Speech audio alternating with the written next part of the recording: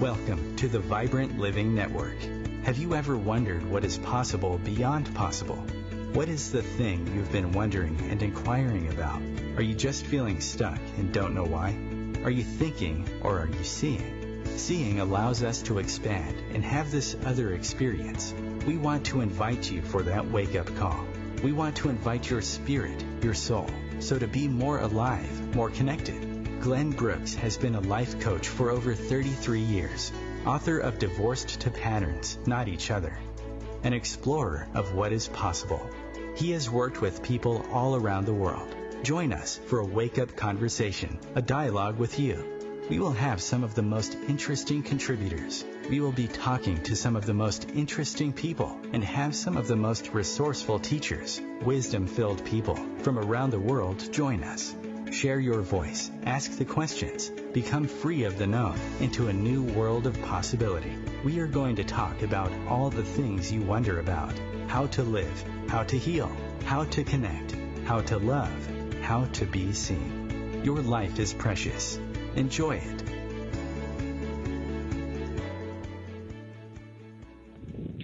Hello, I'm Glenn Brooks. It's good being with you today. I wanted to thank Laura, who called me back the other day, and she told me what it meant to her, that I told her I said, I appreciate you. And she called me back and she goes, you're the second one that said that to me, but usually people say they appreciate it or that. So I appreciated that she gave me that feedback. I have a book. I haven't published it. It's called Unscripted Power. But one of the chapters in that book is called Golden Feedback. And in Golden Feedback, what I'm talking about is that the feedback that we get, the golden feedback, it does shift our lives. It does allow us to bridge new worlds. And another way to say it, that golden feedback invokes us. It invokes and summons the part of us that's not counterfeit. The part of us that if there's this alive place in us, and I've had many golden feedback moments. One of them, I was working with this guy in LA. He had a foundation called the New Beginnings Foundation, Max Green. And he says, Glenn, if you ever need me, this is like almost 25 years ago, he says, if you ever need anything, call me day or night. Call me day or night. And I was going through a very, very tough cycle. And I called him like 3 in the morning. And I remember when he answered the phone, he goes, I'm so appreciative that you took my offer. And I would say 80% of what was really challenging me left.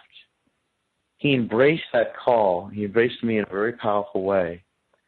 So vibrancy, the currency of vibrancy is relational, right? So the more that we take those moments to really sense the exchange we're having and appreciate what's there, the more we get into what I call vibrant collaborations. I want to welcome Lisa LaRose, who I was just deeply appreciating the word appreciating.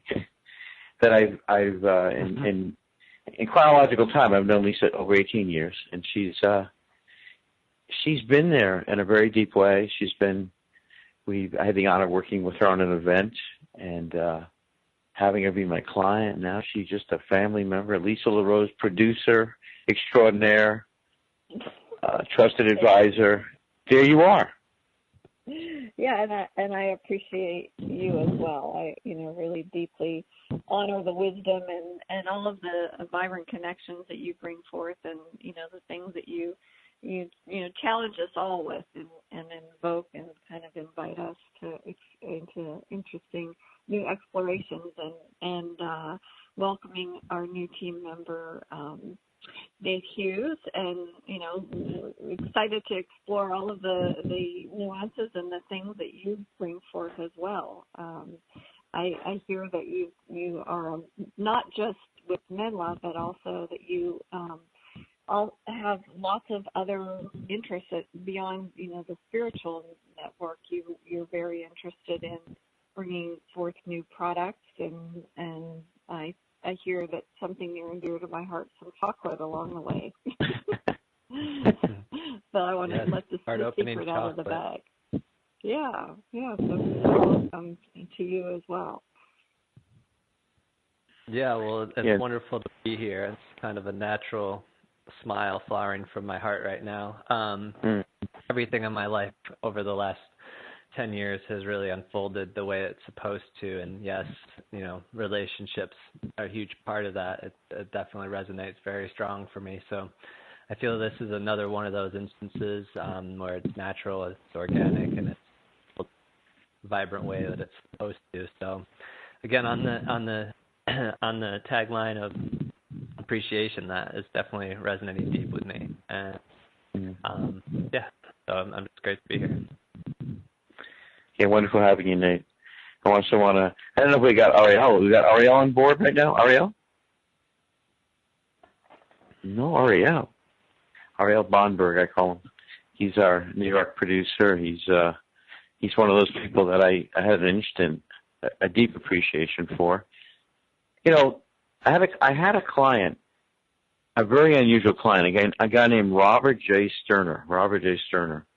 And I think I wrote the most audacious letter to this big TV show in Baltimore about Robert. I hadn't met him yet, but he really intrigued me. And he'd sent me a tape called Red Candlelight Thoughts. And in the tape, he talked about at the end of every day, no matter what happened. And he gives an example of at one point in his life, he had went bankrupt and the sheriff was coming to collect his furniture. And he said that he somehow had this connection with the sheriff, and the sheriff didn't take his furniture. The sheriff gave him another 20 days or whatever. But he talked about having this gratitude, this appreciation for every event that day. And like someone held a door for him or you know, just different things. And he was such a character, Robert. He told me anytime I wanted I could call him. He used to hold these gratitude meetings. One of his visions was to get a Rolls Royce. And when he drove in his garage, literally he had all these pictures of a Rolls Royce, and he had these gratitude meetings by the beach in Carlsbad, California. And the point of his Red Candlelight Thoughts is he actually felt that gratitude the day that the sheriff visited him. He was already in gratitude that things would occur in his life beyond what he could see. Beyond the appearance. He felt that gratitude. And so he was one of the people I would say that influenced me when I started to think about this notion of the Vibrant Living Challenge, which is a 3-month program or a 3-month experience of challenge. And the challenge, in the Sufi word for the challenge, I'm not 100% sure of the meaning. The way it was told to me is that a chila is dealing with a challenge, but it transforms in community and partnership and in team. So I got around people that really would bring that out of me and really see that. One of them was a guy named Kevin Foley. Kevin Foley, I went to his lecture. He was a local college professor. And I went to his class, and I remember I came back. I must have been, I was in my early 20s. And he said to me, because I told him I'd bring something back to the class, and he says, "Your word is as good as gold." And I realized no one had ever said that to me. I wasn't even clear about my word. And him saying that, I realized it just sort of really struck me. It sort of, impacted me. And so the Vibrant Living Challenge is it's a 3-month program where I ask people what's possible beyond possible. Get a book. And start to ask different questions. And that was the question of the challenge. What's possible beyond possible? And to have a vibrant vision. To see that, in your day, to see what deeply, deeply moves you. And what I sort of discovered was that people function much better at 80% than 100%. That somehow we're supposed to, if you watch a tiger, you watch animals move, you see that their resting positions allow them to, they're free to move.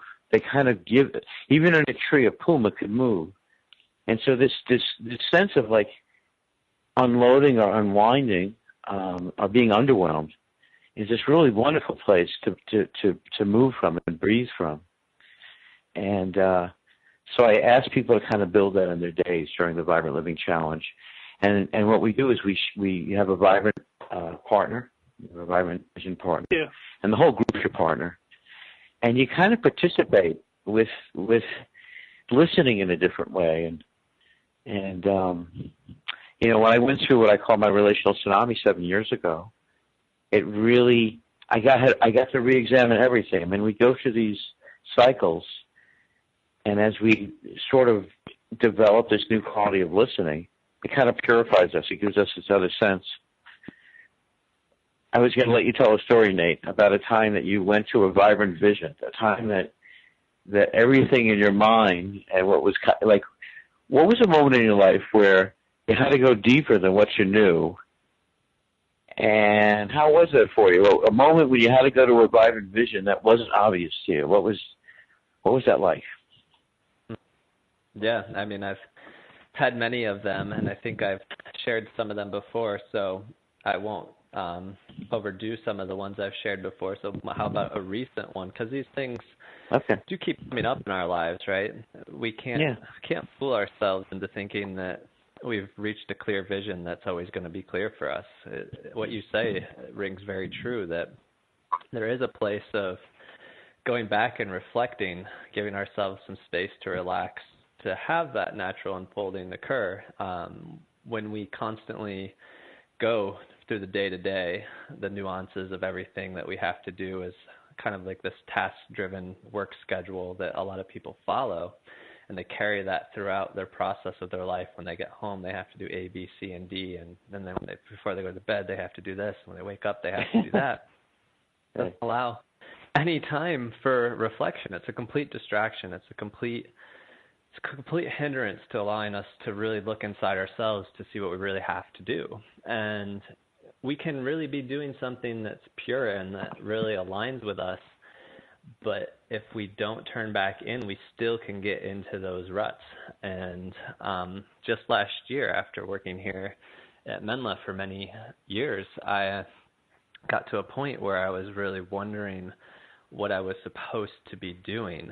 And so I got in my car and took a couple weeks off because I knew I needed that perspective. I knew that I was not going to answer the question through the same habitual thought patterns that I carried throughout my day from the geographical location that holds those patterns and reinforces those patterns in us. And I knew I needed just a new landscape to really reflect.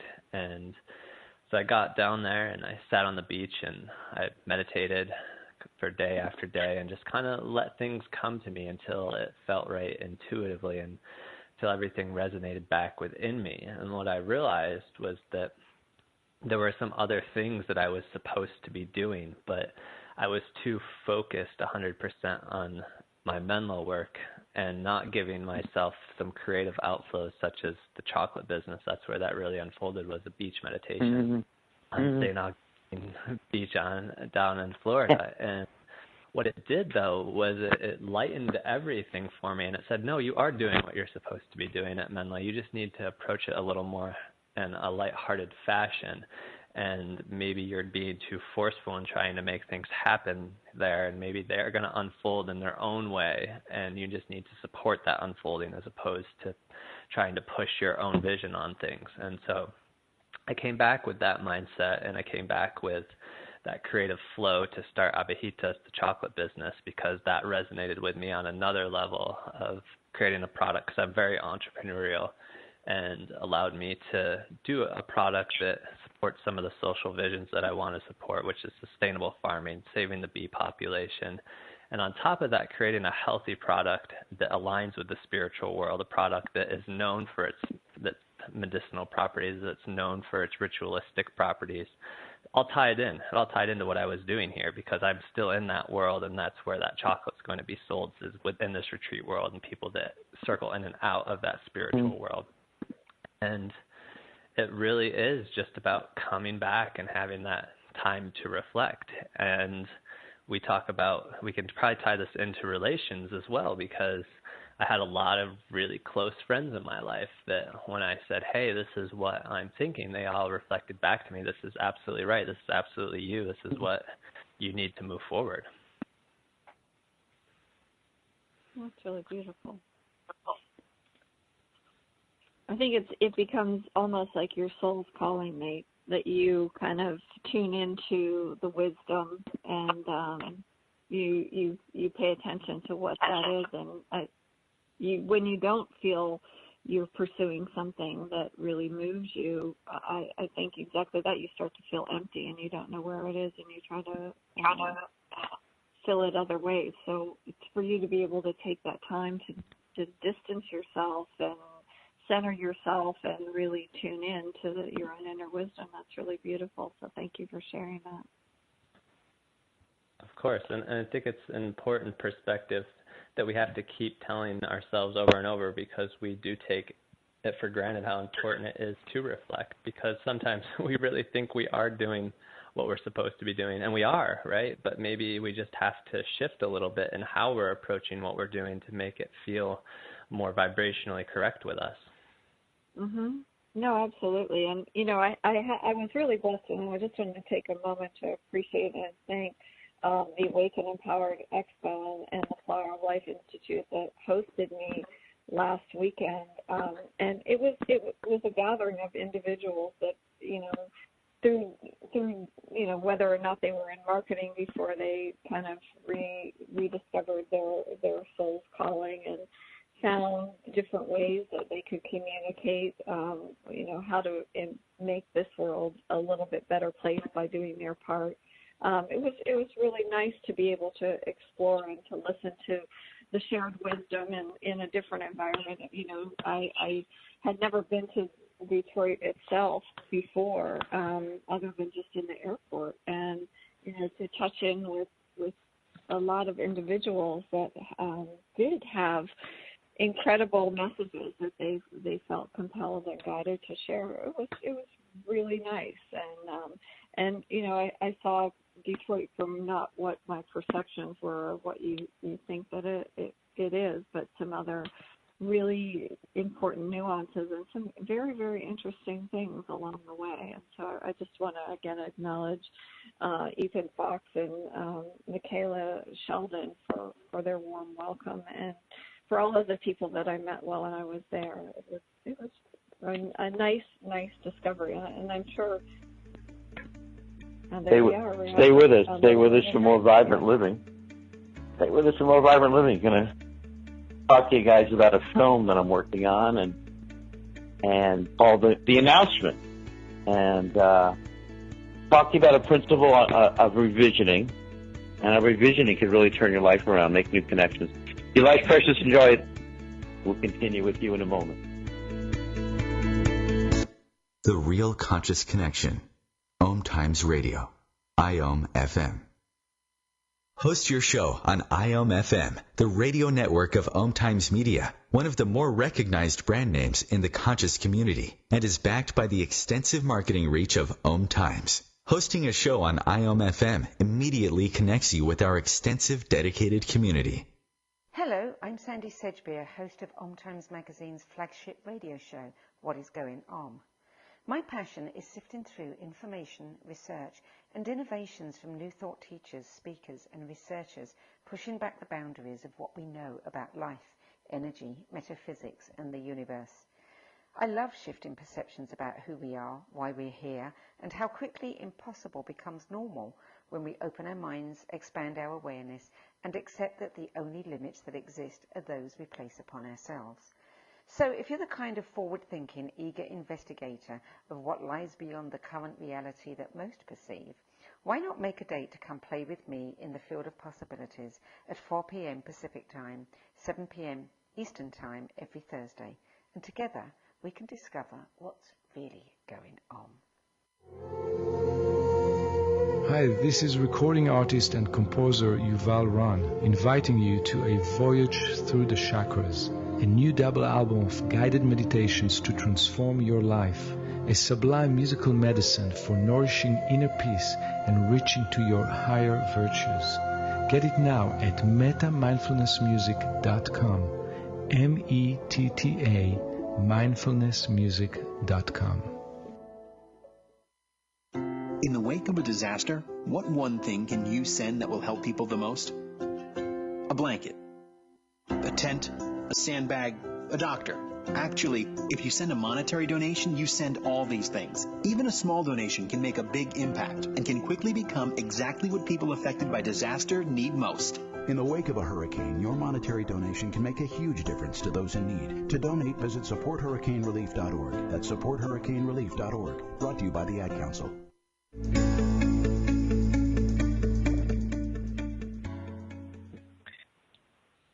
Hello, I'm Glenn Brooks. You're listening to the Vibrant Living Network. Vibrant Living Network.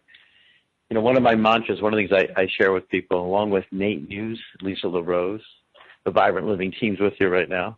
I don't know if Ariel has arrived yet. Ariel Baradarian. Yeah, I'm here. Okay, welcome. Thank you. Welcome, because I told you when you come, you got to blow a horn or something. I got to know you're here. It's a significant moment, you know. We need an air horn. I know. You know, what happened with me is when I arrived in the classroom, I knew it was time to take a nap. And then one day I went to the bookstore and I realized, oh, I'd rather be reading these books. So I brought my books I got from the bookstore, but the bookstore became, you know, sort of my thing. And then I would contact authors and people, and I had these miraculous meetings.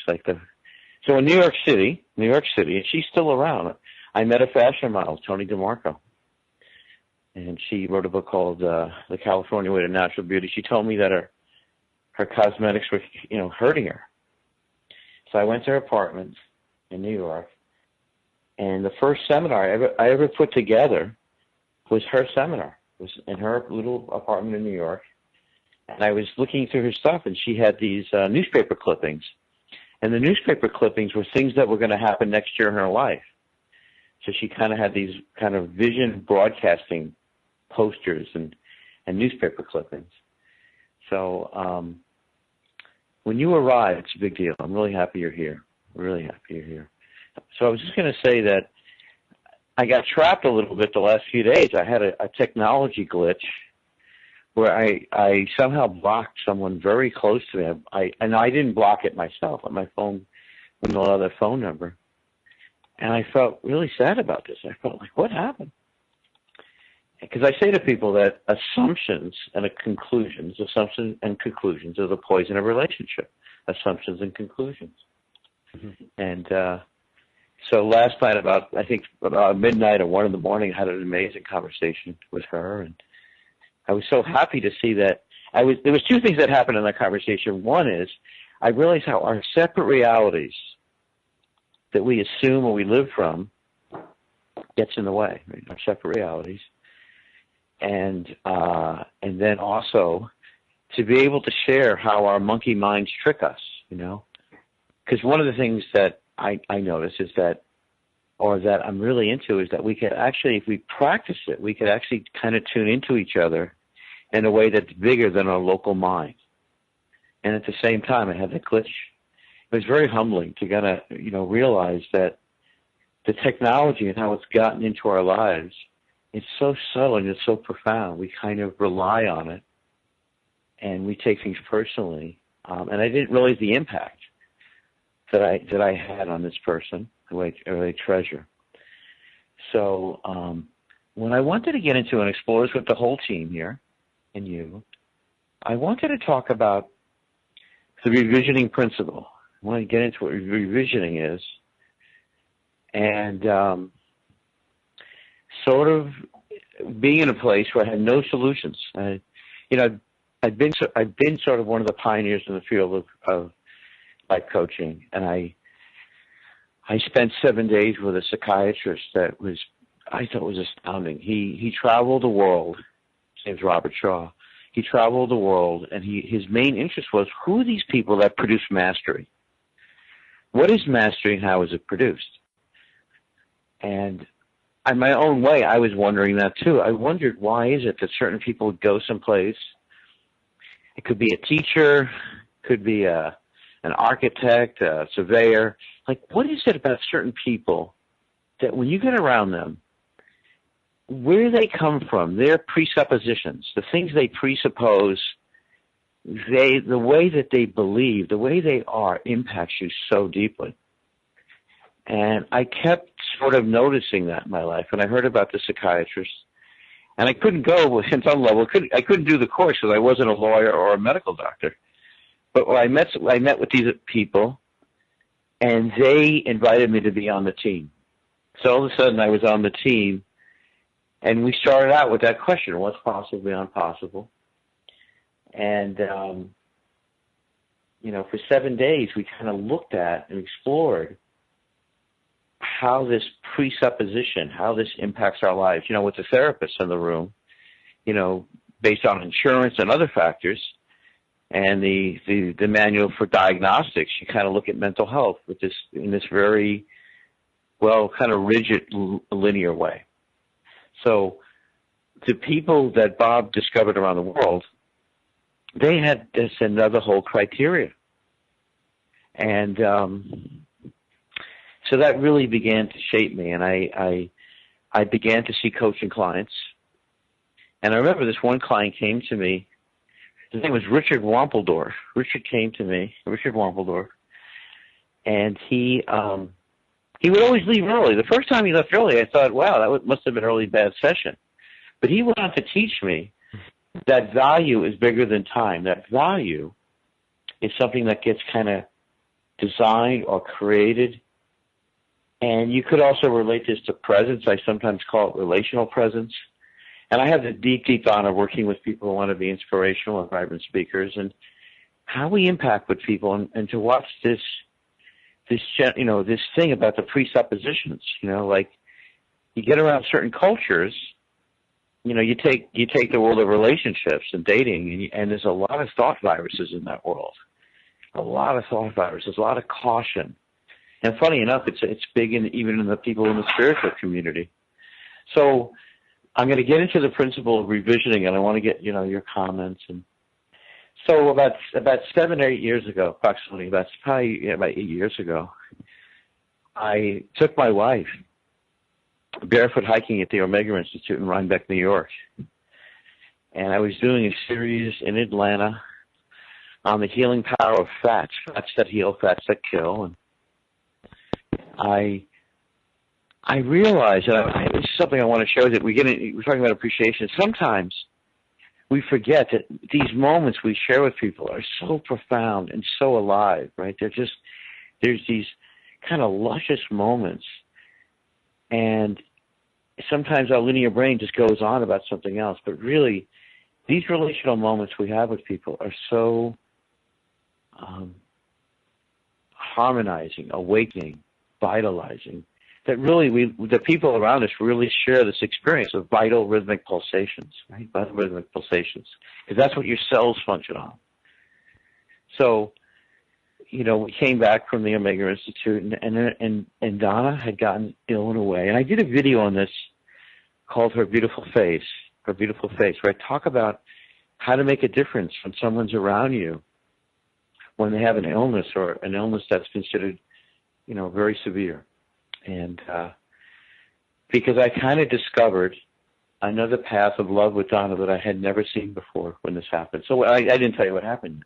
But what happened was we'd come back, and probably like 6 weeks later, she started to have she didn't feel good, and no one seemed to know why.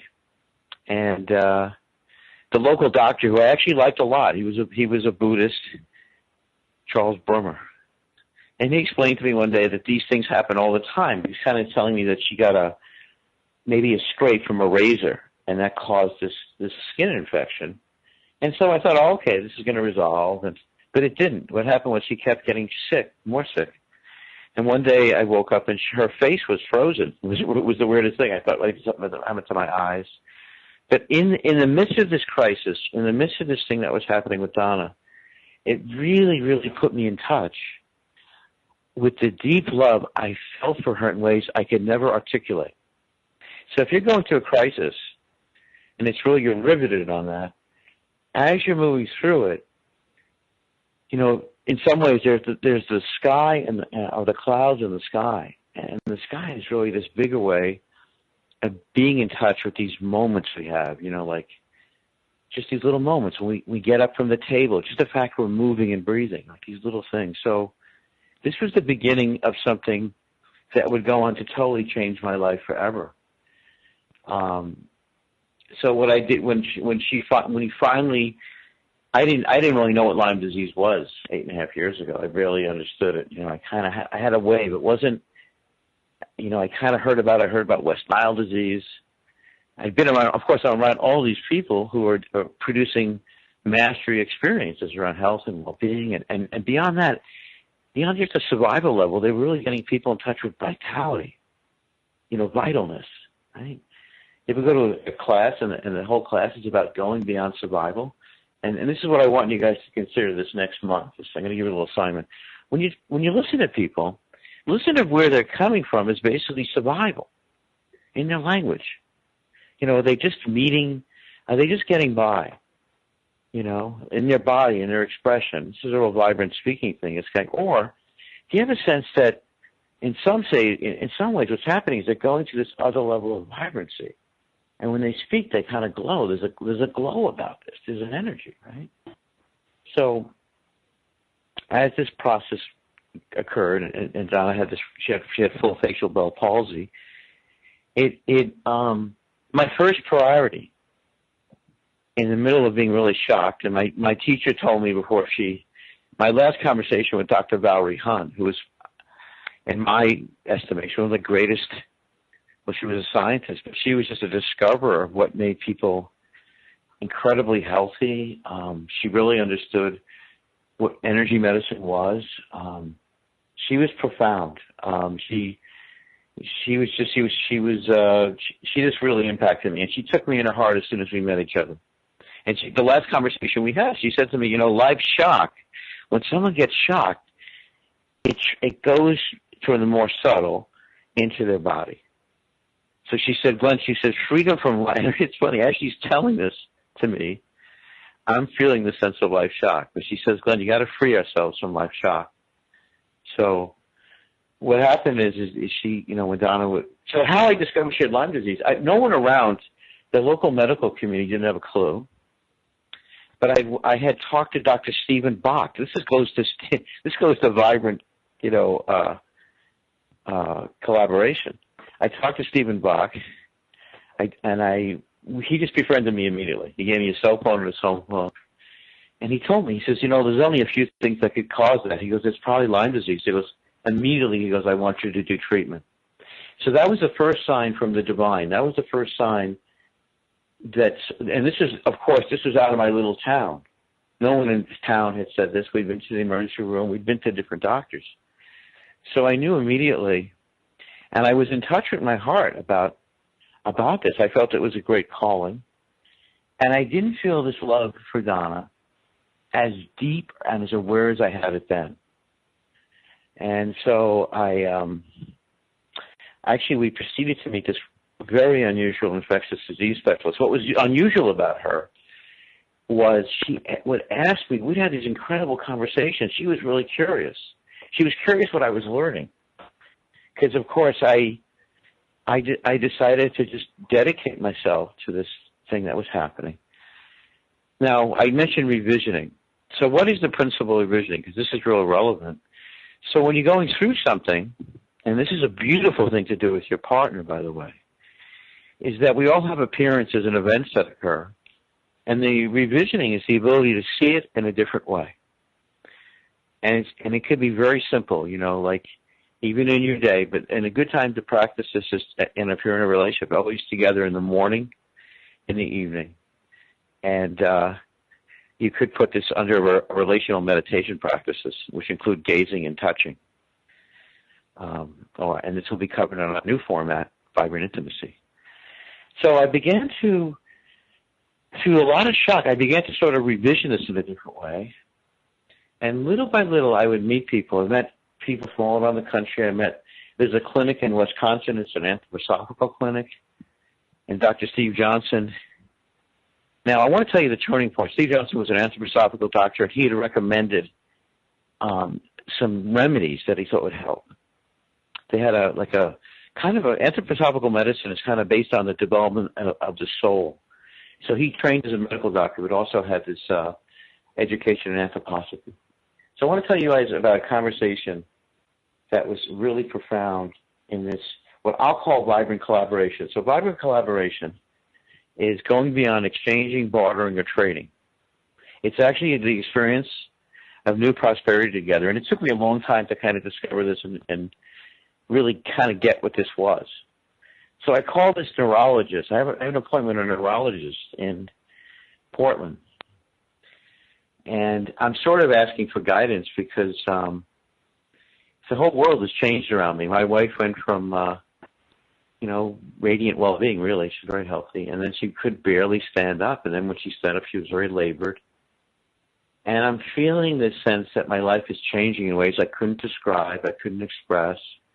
I feel really alone, and I feel, I just feel really, sort of out of touch with that vibrant pulse. And yet I know it's essential. So I called a neurologist, and he said something to me I wanted to share with you guys. And this is also part of the revisioning. So when you revision something, in some sense, I was thinking about this yesterday, your imagination is kind of like your lover. Like when you really love your imagination, what I call your awakened imagination, little whispers, little things occur that you see and pay attention to that often our counterfeit or our noisy minds miss. So what happened was I had this appointment, and I felt this appointment was an appointment I was supposed to have, and I couldn't explain how even the appointment occurred, but I knew I was supposed to speak to this guy. And this is going to get us into this film that I'm working on called The Announcement and more about revision. And by the way, any moment you guys could jump in. I want to make sure that I'm singing a song that has some vibrancy and that we're in this living wisdom moment, if you will. So I called the neurologist up. Oh, could you believe it? All right, we're gonna pause for a moment here. We're gonna talk about revisioning, talk about the movie, the film, The Announcement, which is really about the miracle of reunion. And I'm going to share what the neurologist said when we continue here on Vibrant Living. I'm Glenn Brooks, and my beautiful team, my great team members, Ariel, Lisa, Nate.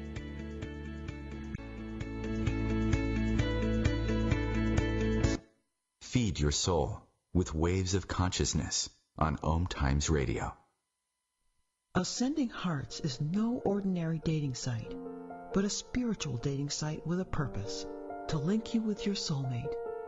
We engineer the serendipity so you can trust that you will attune with someone that has the same matching vibration as you. Ascending Hearts, the conscious dating site for the spiritually aware.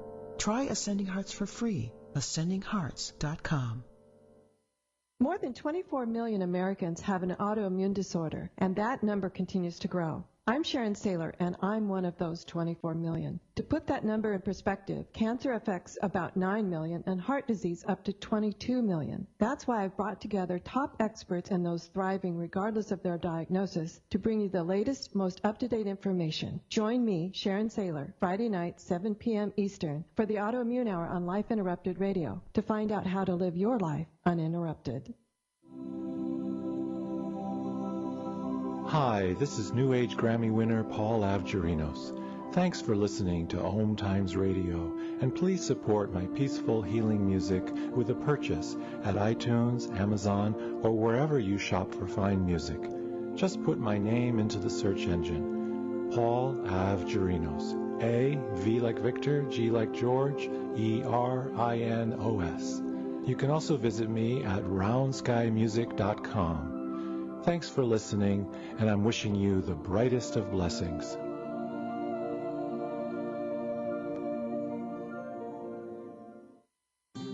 Hey, Dr. Phil here. You know, I help people solve difficult problems every day, but one problem has me stumped: childhood hunger. Nearly 16 million children in America struggle with it. Luckily, the Feeding America network of local food banks collects surplus food, giving hope to hungry children and their families. But they need your help. Join me in supporting Feeding America and your local food bank at feedingamerica.org. Brought to you by Feeding America and the Ad Council.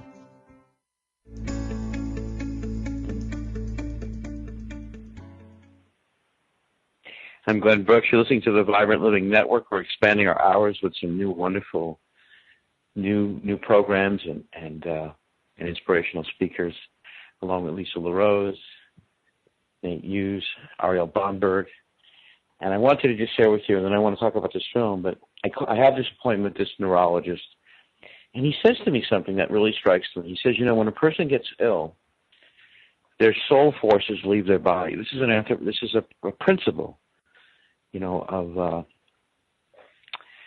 our bodies. When we get ill, we get kind of bumped. We start to leave the body a little bit. And he said, Glenn, what you need to do is to find something that Donna absolutely loves so she can be in touch with the soul forces. So as he's saying this to me, I spoke to him about an hour and a half. I love these meetings, by the way. I love being profoundly interested in a world, kind of that world within that world. I was so fascinated. He was a neurologist, and I was fascinated that he was practicing the soul medicine. So he says, Glenn, find something that Donna could really would wake her soul up. So as he says that to me, to my left, there was a catalog for earth shoes. Earth shoes. It's a catalog on these earth shoes. She was laying in the background on a white sheet. So she's laying on a white sheet because you could see ticks on a white sheet. So I brought the earth shoe catalog to her, and I said, Donna, please pick a pair of shoes. Because I knew she loved shoes. So she picks this red pair of earth shoes, and I called Earth Shoe up and told them I wanted to review these. They overnighted them to me. She had the shoes the next day. So it wasn't, you could say it wasn't the shoes, but it brought something forward. It brought like a new life energy together, right? It had a different, and I often sometimes play with people that was a significant turning point. So going beyond the appearance and event, and in terms of golden feedback, and this is a big part of the Vibrant Living Challenge, which I invite you to be part of. It's a wonderful experience, and you get to really be an exemplifier, and you feel a level of team and intimacy that is so deep and wondrous. I invite you to be part of the Vibrant Living Challenge. I'll give you my contact. So the shoes came, and it really shifted her life. But then with it was the next level of unfoldment, and on that level, I felt I was losing her, and we had the separation. And it took me about a year and a half to go through this. It was the most heartache that I ever felt. And it's funny because of course I experienced more love. I saw this deep level of why I was with her. I knew that I dedicated myself to her. And so what happened was I had a series of visions. I had a series of visions or dreams, or I call them soul seeings. And I started to see this film in conjunction with a book. The book is called Divorce the Patterns, Not Each Other. Divorce the Patterns, Not Each Other. So the film, which we're going to kind of get into, I want to check with my Vibrant Living panel here, my Vibrant Living team member. I just want to stop, because this is usually the Dr. Teshna segment, and Dr. Teshna is traveling, and we're going to continue the segment. We are going to have Rita next week, who's absolutely remarkable, and talking about how she transformed her brain, her soul, and her body to live a totally different life. You guys are going to love Rita. We're also going to be doing a regular format together. So I want to stop right now before I go into the movie and this principle of revisioning. I want to see if any of you, something's bubbling, because I'm interested to see what's bubbling before I say anything more. I'm kind of pointing. Yeah, kind of I think everything you're touching on is very powerful, at least for me. And maybe some people have gone through it or will go through it, but there's definitely a point in relationships, not just romantic relationships, that we can fade from other people. And I think that there is a point where that fading is beneficial because we don't necessarily align spiritually, but there also are times when there are beneficial spiritual relationships that can wane a little bit too. And those definitely come from times and weaknesses in our life. And I myself, I had touched back to this last winter where I actually had come down with Lyme's disease myself. And Lyme's disease is a very insidious disease that creeps up on us and affects the neurological circuits in our bodies if we're not really aware of it. And that affected some of my relationships because I wasn't really there, and I could tell that I wasn't really there.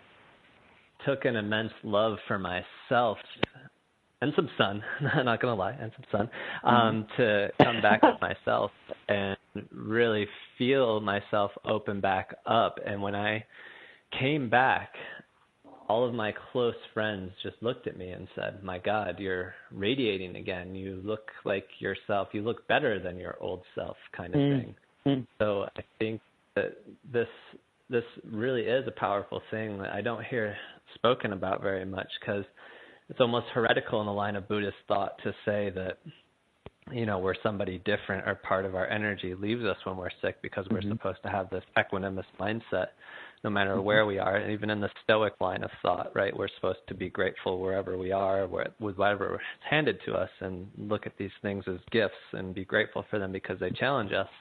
And I think we can toe that line and hold that mindset, but we have to be realistic at what's really happening in our bodies when that happens. And if we can do that, then we can finally move to the place where we bring that energy back into us. And I think that's really what you saw there, and really powerful. Thank you. Ariel, since you didn't get to speak, I want to, Yeah, I really agree and resonate with what Nate just said, and I was actually going to say something along similar lines. You know, as many of you know, because Glenn has mentioned plenty of times on air, you know, I recently actually got married about 9-10 months ago in January, and, you know, my dating experience, you know, of course, it's something that we experience in all relationships, but I think it really plays out the most profoundly in terms of dating and marriage. You know, as an Orthodox Jew, I adhere strongly to, you know, my line of spirituality is more in line with, you know, Kabbalistic teachings, and it's very similar to Buddhist thought. You know, we also, you know, are trained to be grateful for every opportunity that arises, whether it's good, and especially when it's not good, because the situations that to us aren't good are really from the highest level of good, which is not yet revealed. And kind of an example of what I saw in my own life was is through dating. Because, you know, as many of us know, when we date and we meet new people and we try to find that right connection with the right one, you know, we go through lots of lopsided ups and downs and challenges and emotional, mental, and even physical struggles as well. And, you know, obviously for myself, it was no different.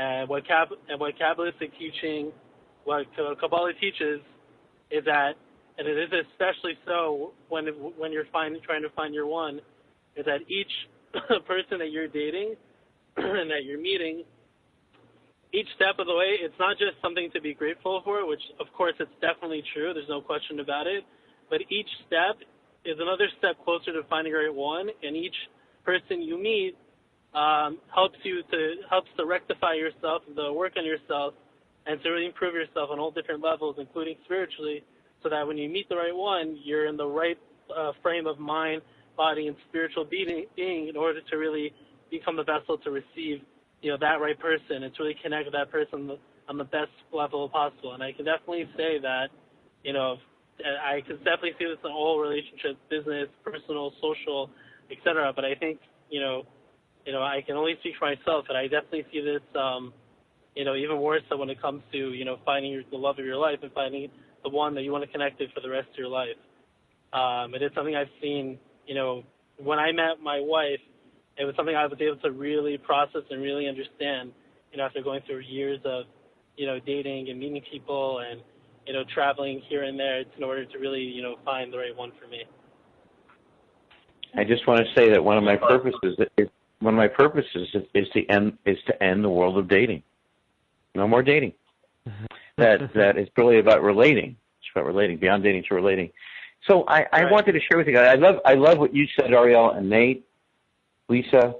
I wanted to share this one thing. So part of what was happening was when I felt this one world was falling away, I realized on some level, and this is sort of, I don't know, an aside thing, when I was like 11, I'm giving a chronological age to this, but I realized that I never quite understood or got even a little bit what divorce was. I just couldn't get it. I just remember like it waved through me, and I thought, how could it be that people love each other divorced? I remember having that awareness, like that sort of unusual curiosity. So as this was happening, I through these kind of, I guess you could say, what I call soul seeings, I saw another way of being with this. And at some point I saw, because I would discuss not only what I would discuss this, people would call me. Literally, I would be selling a car. I'd be doing all these different things, and people would always ask me about their relationships. And I realized when I would get around people, I could feel and sense how they work together. And one day I was biking on the bike path. I was on the way to do a show, and I called my mentor, Dr. Norm Shirley. And I said, Norm, this whole thing, he was married 54 years. I just love Norm. And I said, Norm, it doesn't make sense to me that people try to get to know each other. It just doesn't make sense. I go, it just seems too finite. It seems like it's missing something deeper. It seems like recognition matters, that we meet someone, we're cultivating that recognition and this quality of unscripted love. And he said, yes. He goes, I met my wife. She was dating someone else. I had immediate recognition. And when we kind of connected, it was almost like almost immediate. But what the thing is that, and you said it the other day, Nate, really well, that a lot of people, it's kind of like McDonald's. I said that about you guys. I guess I might assume you, which is good. I'll get a lot of exposure. You kind of go in and out, So dating is kind of this sort of it misses this deeper recognition.